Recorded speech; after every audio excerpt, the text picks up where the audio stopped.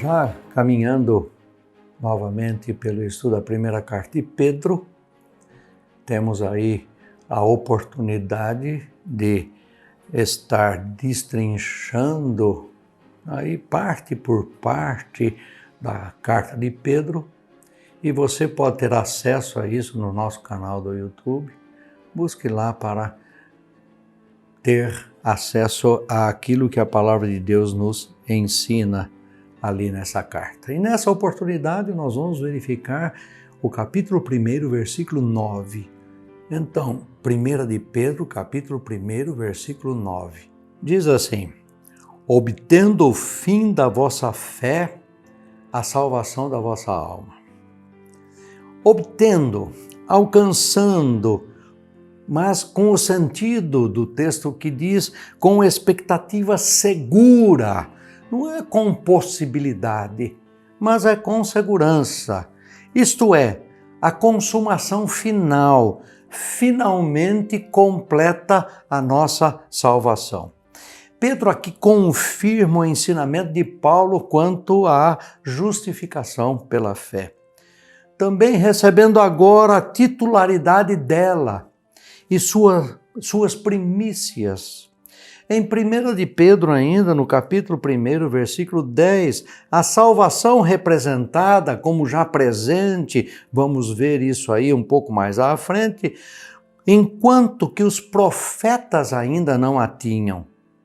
Deve, portanto, nesse versículo referir-se ao presente, libertação agora de um estado de ira. Os crentes já receberam a salvação, embora a sua plena revelação ainda seja futura. Recebendo o fim da sua fé até a salvação das suas almas, diz uma outra versão. O resultado objeto da fé, isto é, o que sua fé é projetada e adaptada para garantir. Romanos capítulo 10, versículo 4, nós encontramos, porque o fim da lei é Cristo, para a justiça de todo aquele que crê. A palavra que aparece como receber é usada aqui como indicação de que eles certamente obteriam isto. Tira a possibilidade, mas traz a garantia. Eles ainda tinham tanta paz e alegria em crer que isto forneceu indubitavelmente evidências de que eles seriam salvos. E tal que se possa dizer que mesmo agora eles foram salvos. Começa agora, não é algo a acontecer no futuro somente. A condição de quem é um verdadeiro cristão aqui é tão segura que pode até agora, já agora, ser chamada de salvação. Afinal, qual a finalidade exata da salvação da nossa alma? É comum no início da caminhada com Deus conseguir entender o que o cristão prega em relação à salvação da alma. A palavra salvação tem sua origem no grego soteria, transmitindo a mensagem de cura, redenção, remédio, resgate. Este ato de salvar, com certeza, foi o mais sublime que alguém já fez por você. A força do pecado no planeta abrangeu o ser humano de uma forma muito terrível, desde o seu nascimento. Salmo 58, versículo 3, ele traz esta perspectiva dizendo: desviam-se os ímpios desde a sua concepção. Nascem e já se desencaminham proferindo mentiras. E por causa da presença do pecado no planeta, ainda que não somos merecedores, Deus olhou por nós e enviou Jesus para salvar a humanidade. O ato de Cristo ao morrer pela salvação do homem tornou o céu acessível à humanidade. Deus criou o homem não para a queda, mas para a vida, vida eterna. O homem foi criado com o direito e a liberdade de escolha. Deus não nos força para a salvação. Ele nos deu o livre-arbítrio, deixando cada um escolher entre a vitória sobre o inimigo da própria alma, mediante a orientação e assistência do poder de Deus. Ou então, para dar ouvidos ao tentador e sofrer cada um segundo sua escolha e sua própria decisão. Enquanto você decidir sozinho o rumo da sua vida, o rumo que a sua vida deve tomar, estará por vezes se decepcionando. E isto porque sua visão é absolutamente limitada. O pecado gerou 2 tipos de morte: a morte física, corpo humano, e a morte espiritual da nossa alma. A morte física está ordenada a todos os homens, conforme encontramos em Hebreus, no capítulo 9, versículo 27, que diz assim: E assim como aos homens está ordenado morrerem uma só vez, vindo depois disto o juízo. A morte espiritual é para os homens que não aceitaram a salvação de Deus, trazida por intermédio de Jesus. É para aqueles que nunca reconhecerão Jesus como seu único e suficiente Salvador. Esses experimentarão a segunda morte.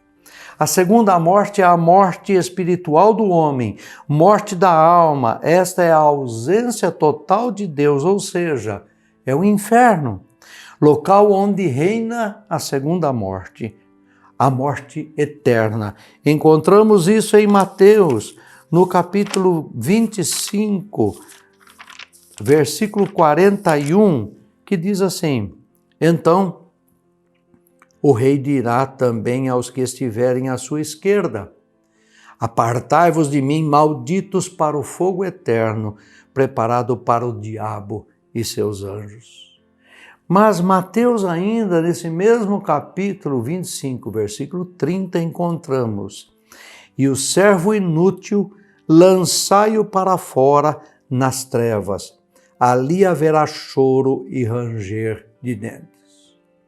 Recebendo então o fim da nossa fé, ele lembra aos fiéis onde eles devem direcionar todos os seus pensamentos até a salvação a se cumprir eternamente. Pois este mundo guarda todas as nossas afeições enredadas por seduções. Esta vida e todas as coisas pertencentes ao corpo são grandes impedimentos que não nos permitem aplicar nossas mentes à contemplação desse futuro e da vida espiritual. Portanto, o apóstolo coloca diante de nós esta vida futura como sujeito de profunda meditação e indiretamente sugere que a perda de todas as outras coisas devem ser consideradas como nada, desde que nossas almas sejam salvas. Ao dizer que recebe, ele tira todas as dúvidas para que possuam e possam continuar mais alegremente tendo certeza de obter a salvação.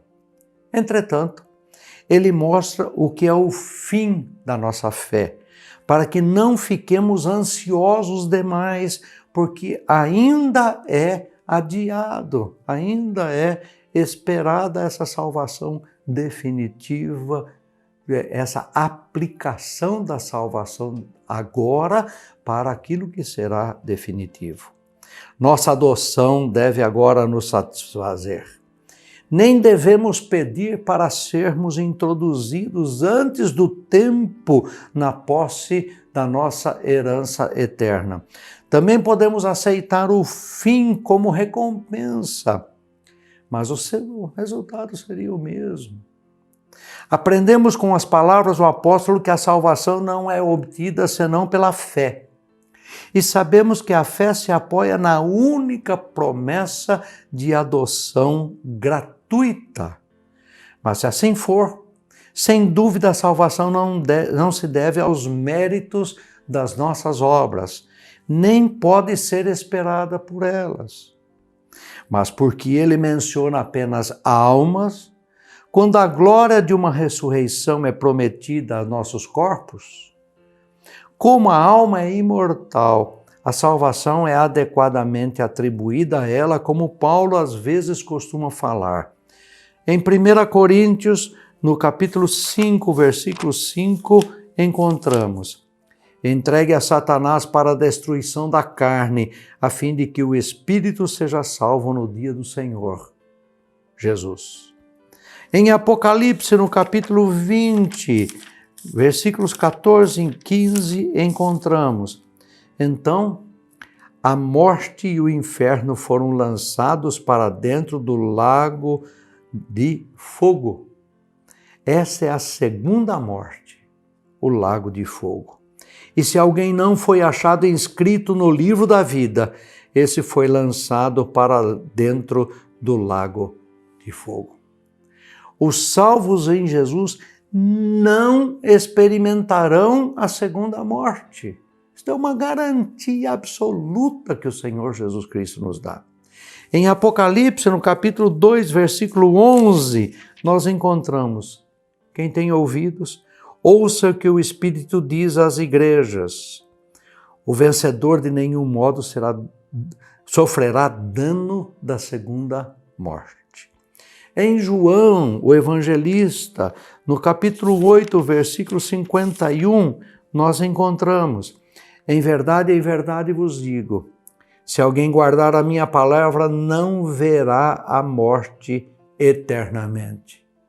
Mas ainda no mesmo evangelho, capítulo 5, versículo 24, encontramos: em verdade vos digo, quem ouve a minha palavra e crê naquele que me enviou, tem a vida eterna. Não entra em juízo, mas passou da morte para a vida. Mas qual o caminho certo a se andar aqui na terra para se ganhar a salvação? A Bíblia é bem clara sobre a necessidade de uma pessoa nascer de novo para receber a vida eterna. Jesus frisou esse termo quando disse ao líder israelita, em João, no capítulo 3, versículo 3, diz assim: a isto respondeu Jesus: em verdade te digo que, se alguém não nascer de novo, não pode ver o reino de Deus. Recebendo então o fim da fé, vocês são colocados de posse da salvação das almas, que foi a coisa apresentada à sua fé quando foram chamados pelo Evangelho de Cristo. Sua fé teve um problema apropriado e foi coroada com uma recompensa adequada. A palavra final é frequentemente usada para implicar a questão ou recompensa de qualquer trabalho ou ação. Salvação das vossas almas. O objetivo das expectativas judaicas em seu Messias era a salvação e libertação de seus corpos de um jugo estrangeiro. Mas o verdadeiro Messias veio para salvar a alma do jugo do diabo e do pecado.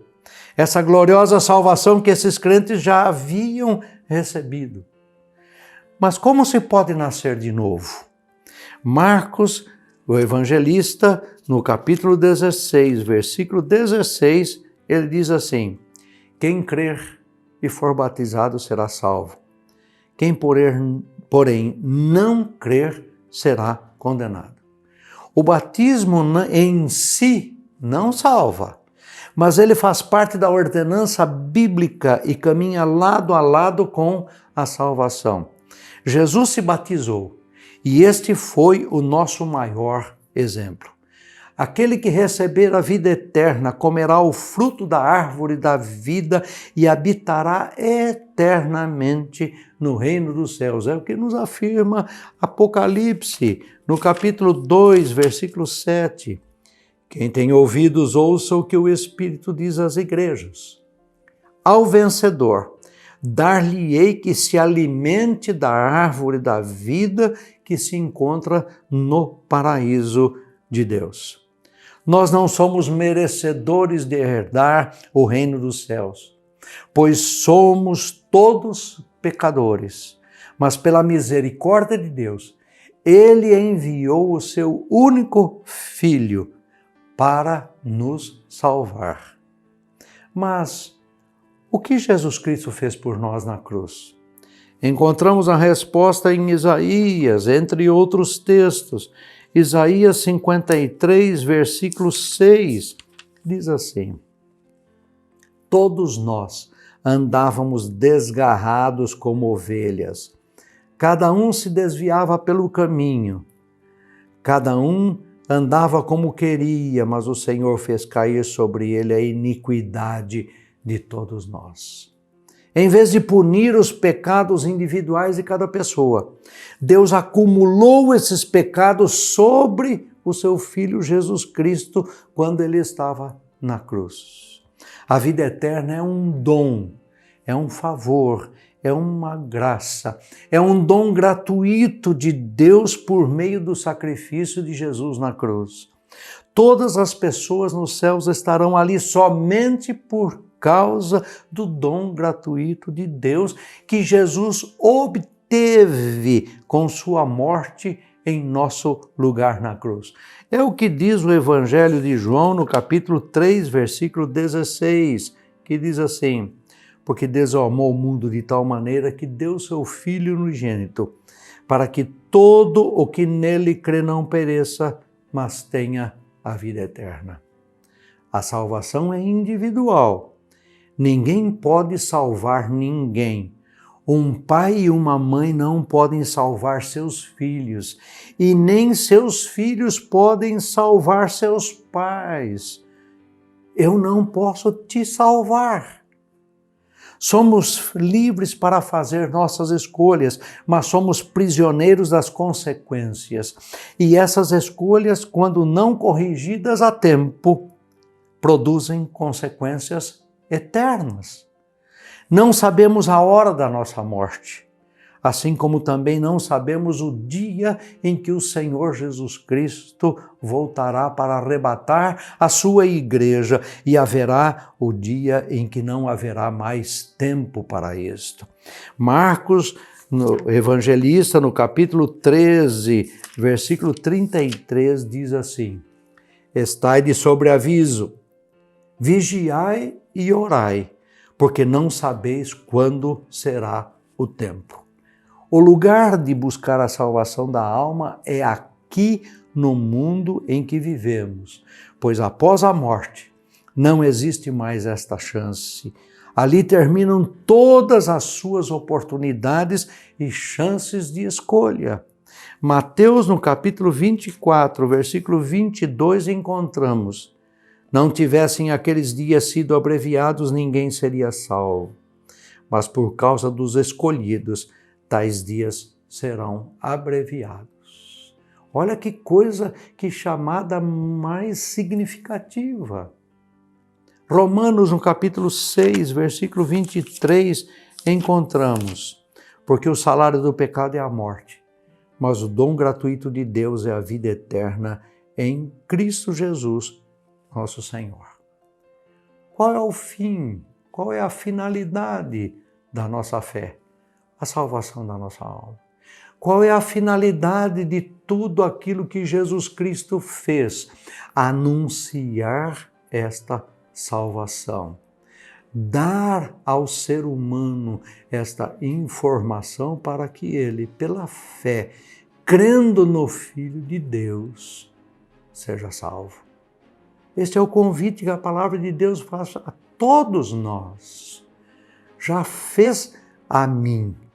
Eu reconheci, eu tenho a certeza, a segurança da salvação em Cristo Jesus. Salvação esta que será totalmente implementada ou quando o Senhor me chamar ou quando o Senhor vier, o que acontecer primeiro. E este é o convite que é feito a você também. O Senhor Jesus Cristo é o único meio para estar a vida eterna com Deus. Venha participar disto. Deus te abençoe.